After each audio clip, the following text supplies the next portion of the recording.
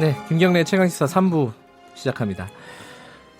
월요일 이 시간에는 항상 보수의 품격 시간 마련되어 있습니다. 우리 사회의 현안을 보수의 시각으로 들여다보는 시간. 윤여준 장관님 오늘도 함께 하십니다. 안녕하세요. 네, 안녕하십니까. 네, 윤 장관님 얼굴을 보실 분들은 유튜브 라이브로 들어오셔서 보시면 되겠습니다. 아, 그래서 의상이 달라지셨군요. 아니에요. 이제 좀 따뜻해져서. 장관님이 항상 이렇게 깔끔하게 입고 다니시는데 저는 좀 맨날 추리닝 입고 다니다가 오랜만에 셔츠 좀 입어봤습니다. 보기 좋은데요. 아이고 감사합니다. 정치권 얘기를 좀 해야 될 것 같습니다. 일단 뭐 지난주에 가장 큰 뉴스는 대통령 특별 대담이었습니다. 네. 2주년 대담. 물론 뭐 진행과 관련된 여러 가지 뭐 잡음들 때문에 내용들이 좀 가려졌다 이런 측면도 있지만은 윤 장관님은 내용 측면에서는 좀 어떻게 보셨습니까? 솔직히 말씀드리면 네. 그런 텔레비전 프로그램을 기획하는 의도가 네. 죄송합니다. 네. 되게 홍보 목적으로 기획을 하는 거잖아요. 보통은 그렇죠. 네? 네. 네. 그러니까 저는 그걸 잘 아는 사람이니까 기획을 해보셨으니까요. 네, 그래서 네. 이제 저는 크게 기대를 사실을 별로 안 했어요.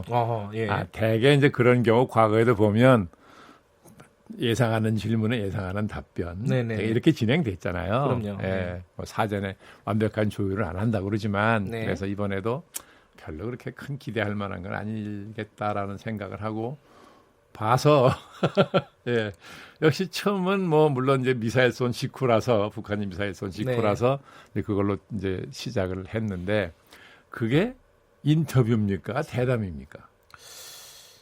제목은 대담이었는데 어디는 또 인터뷰 대담이라고까지 하는 인터뷰 대담이요? 네, 섞어가지고 합쳐서 네. 예, 형식은 잘 모르겠는데 네. 네. 어쨌든 인터뷰라고 하든 대담이라고 하건 대담이라는 건 말을 주고받아야 되는데 네. 그 대담이라고 하기는 좀 딱하고요. 그러네요. 보면 예. 인터뷰 같은데 처음에는 저는 너무 뻔한 질문만 하는 거 아니야. 그런 불만이 있었어요. 네네. 네, 그랬는데 나중에 가면서는 조금씩 이제 좀 흥미로워지더구만요. 네. 흥미롭게 보셨군요. 어떤 부분이 좀 주목할 만한 부분이었다고 보세요? 아니 이제 뭐 조금 가십적인 얘기긴 하나. 네.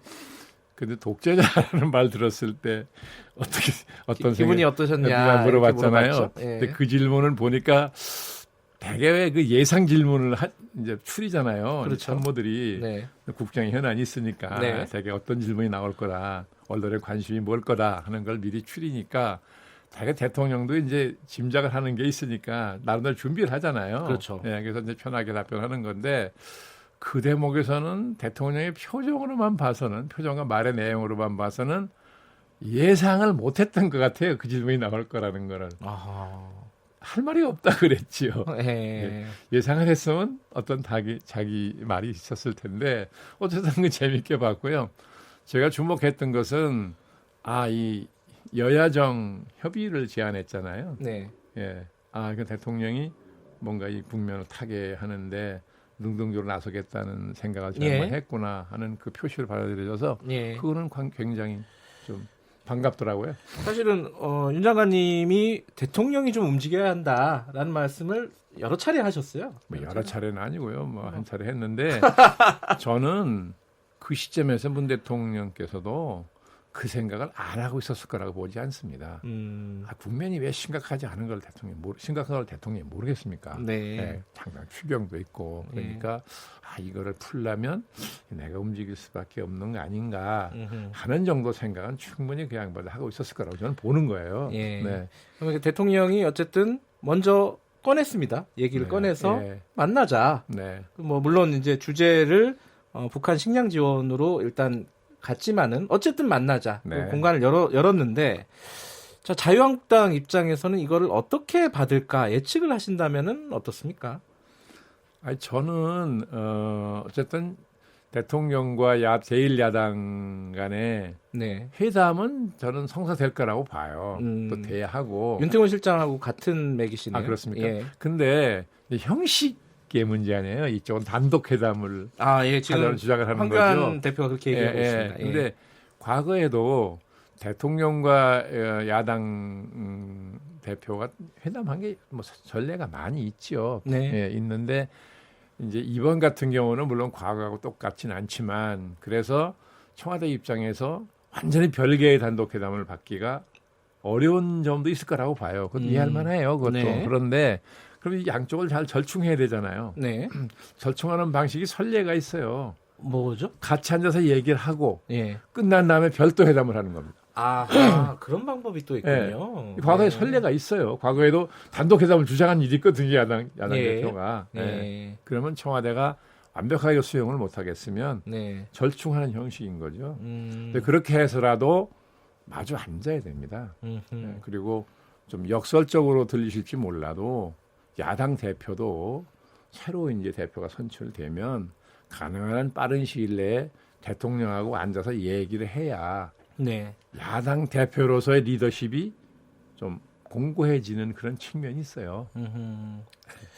지금 이제 사실은 취임 2주년 대담을 얘기를 한 건데요. 뭐 네. 인터뷰가 됐든 대담이 네, 됐든 네, 그 네. 얘기를 했는데 그 얘기를 했다는 거는 앞으로 이제 3년 차가 됐다는 얘기잖아요. 네. 오늘이 또 3년 차네요. 3년 차가 그렇죠. 진행이 되고 있는데 집권 후반기로 이제 넘어가려는 이제 어떤 중간 단계입니다. 그렇죠. 지금까지와 3년 차는 또 다르겠죠, 아무래도? 많이 다를 겁니다. 어떤 부분이 달라집니까, 이게? 이제 이런 말이 있어요. 미국에서 그 대통령학을 전공한 학자들이 하는 얘기인데 네. 국민의 직접 선거로 선출되는 대통령은 네. 임기 첫 해가 제일 중요하다는 거예요. 네. 예, 그 첫 해를 어떻게 보내냐에 따라서 나머지 임기를 어떻게 보내냐 하는 걸 짐작할 수 있고 네. 미국은 재선이 가능하잖아요. 재선이 될 것인지 안 될 것인지도 판단할 수 있다. 이렇게 말할 정도거든요. 첫 해가 중요하다. 첫 해가 제일 예. 중요하다는 거죠. 우리는 5년 단임이에요. 네. 그럴 때 어떻게 보면 첫 해가 더 중요해요. 예.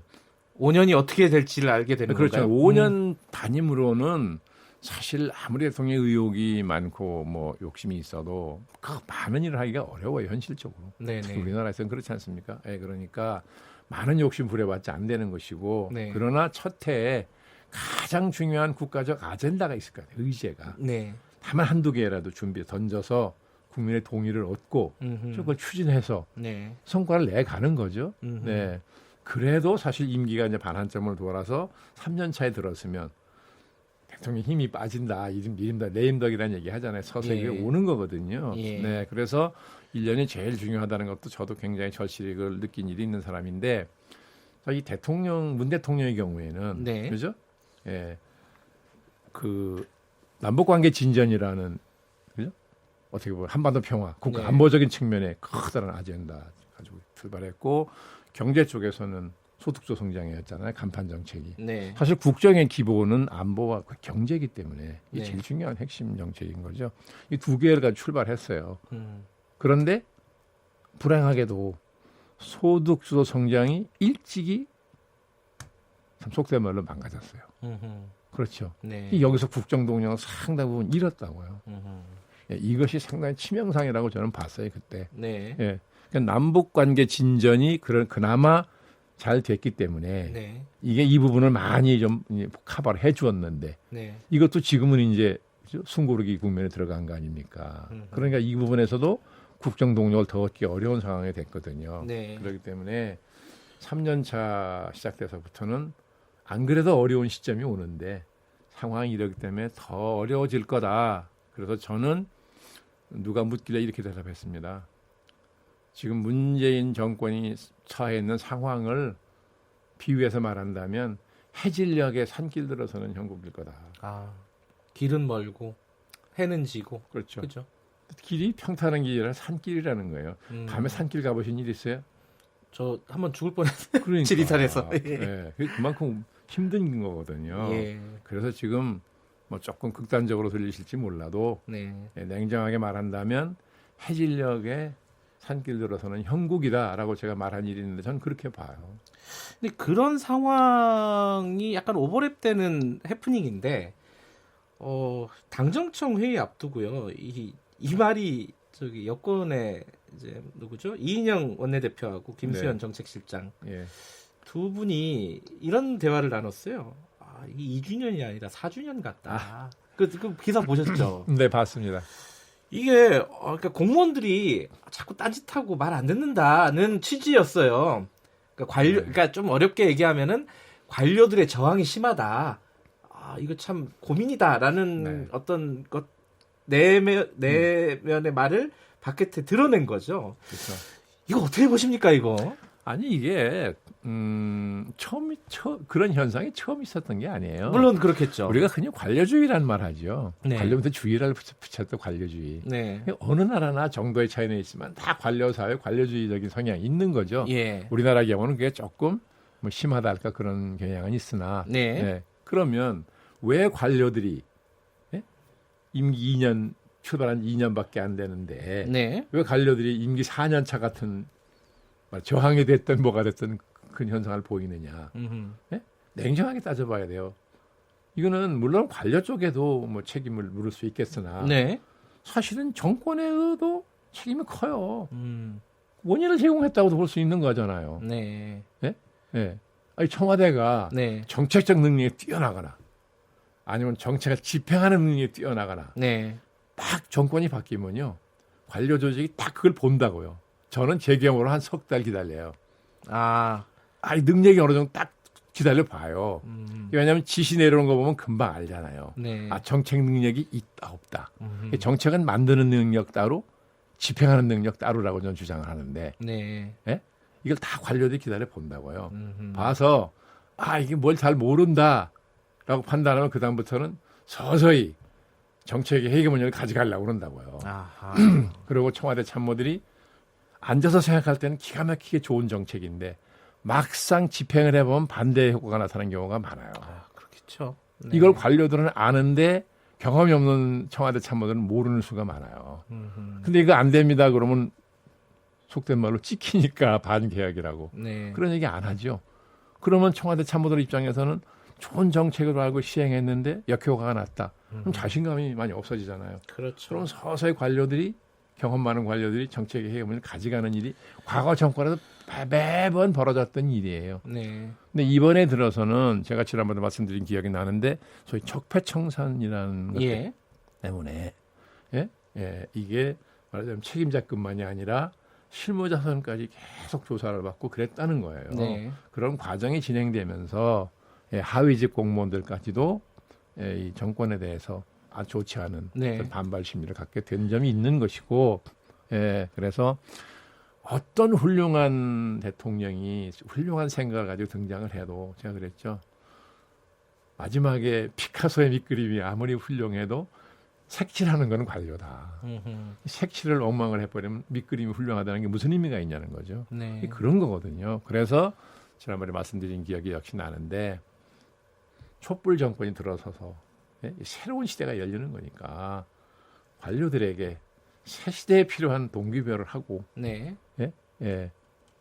다발적 저걸 끌어냈어야 된다는 거죠. 근데 그런 노력을 안 했는지 못했는지는 몰라도 이루어지지 않았어요. 제가 보기에는.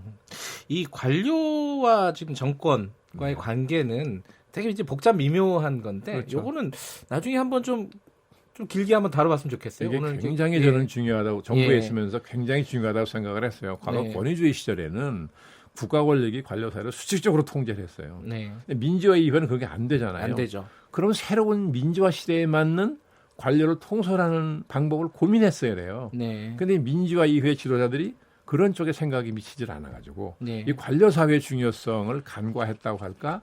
전 그런 경향이 있다고 보는 거죠. 알겠습니다. 마지막으로 요 얘기만 하나 좀 짚고 오늘은 좀 마무리하고 싶은데요. 이 나경원 원내대표가 좀 쓰면은 안 되는 단어를 대중연설에서 썼어요. 뭐죠? 달창 이런 저는 처음에 그게 무슨 말인지 몰라가지고. 저도 안지가 얼마 안 돼요. 주변 사람들 물어보니까 다들 잘 모르더라고요. 아하. 근데 언론 보도 보니까 설명이 없는 보도가 많아가지고 그래서 어쩌다가 우연히 한번 그 설명하는 기사가 있는 걸 보고 내가 그 말의 뜻을 알았거든요. 그러면서 이거는 정말 써서는 안 될 말을 썼네. 저도 그런 생각을 했어요. 그러니까 공당의 원내대표가 이 대중연설에서 이런 단어를 사용했다는 게 참 어떻게 봐야 될지 지금 상황을 모르고 했다면서요. 본인 얘기는 모르는데 왜 썼는지 저도 잘 모르겠는데. 예. 사실 뭐 그런 말을 참 모르고 썼다는 것도 별로 믿어지지 않는 일이긴 한데 어쨌든 지금 한국 정치가 그런 자꾸 극단적인 말을 자꾸 하잖아요. 근데 이게 그 말을 쓰기 시작하면 시간이 갈수록 더 정도가 높은 말을 써야 됩니다. 그렇죠. 예, 이게 악순환이고 그래서 결국은 여야만의 감정이 나빠지는 게 아니라 지지 세력 간에도 감정이 더 깊어지거든요. 이런 건 정말 정치 지도자들이 아무리 그런 말이 하고 싶은 충동을 느껴도 그걸 자제해줘야 돼요. 알겠습니다. 좀 다 같이 좀 자제를 했으면 좋겠습니다. 자, 오늘 말씀 감사합니다. 네, 수고하셨습니다. 보수의 품격 윤여준 전 장관님이었고요.